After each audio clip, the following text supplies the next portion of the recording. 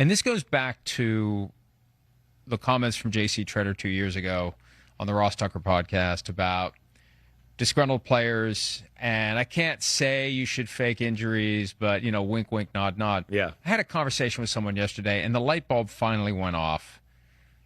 For somebody who's been playing football for years, you don't need to fake anything.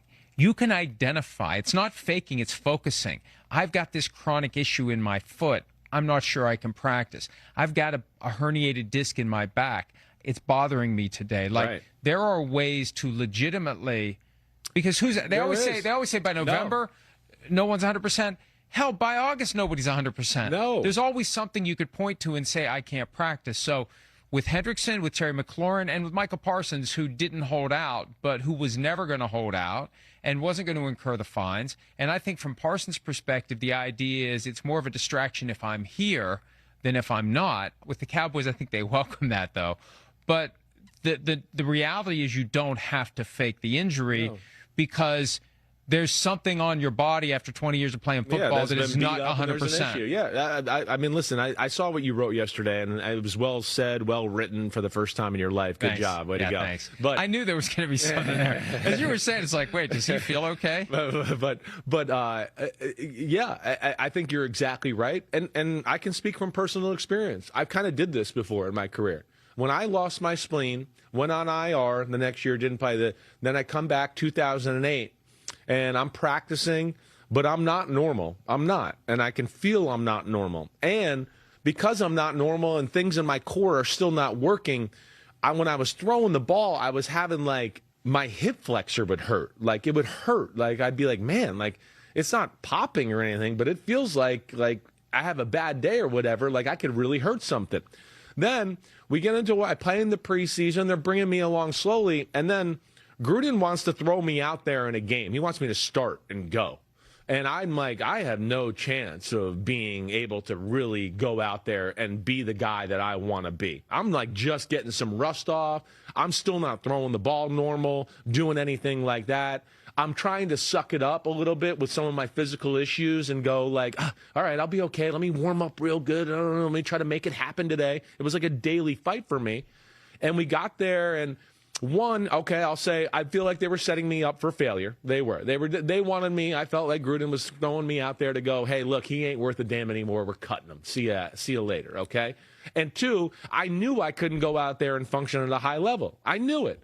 And so I, like you're saying right there, was going, damn, this thing's been bothering me all training camp. And the more we get deeper into camp, it was bothering me more and more. So I went to the team, and I was like, man, my hip flexor hurts. It hurts. It bothers me every time I throw. Every time. Anytime I do anything, I twist, I rotate, I take off the run, it was bothering me because I had other muscles not working kind of in that area, as we've talked about a million times. And I ended up not playing that week. I ended up going no, I can't do it. And could I have sucked it up and done it, right? Yeah, I could have. I could have gone out there and sucked it up and played.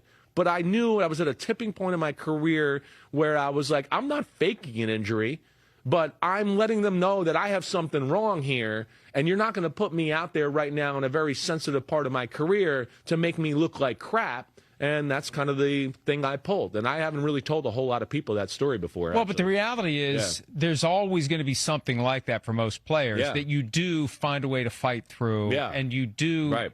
But yeah, if you don't have the security and you feel like maybe this is kind of a setup to show that I've just lost it now, no, I'm not on board with this. Yep.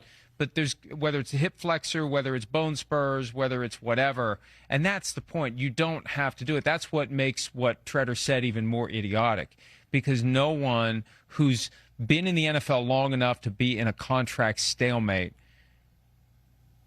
is completely and totally healthy, top of the head to the tips of his toes. Yeah. There's something that if you really focus on it and say, wait a minute, this is a real injury. And so watch for that with Hendrickson.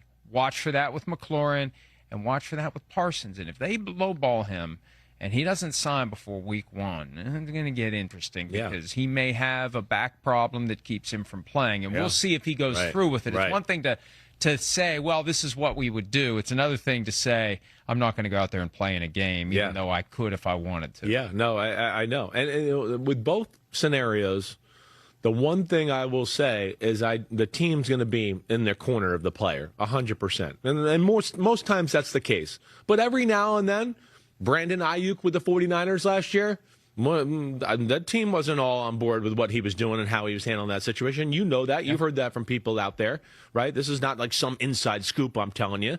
The players were bothered with how he handled it. They felt like it was hurting the team, and he was messing with the team, which was messing with the players and their ability to be a great football team going in the season. This is not the same case here. This is a case here where both the players and the roster are going to go, we don't want to pay Micah Parsons. We don't want to pay Trey Hendrickson. What the hell's wrong with our front office? And that's where at least they have that support. Hi, it's Mike Florio. Thanks for watching PFT on YouTube. Hit subscribe for the latest news and analysis from Pro Football Talk.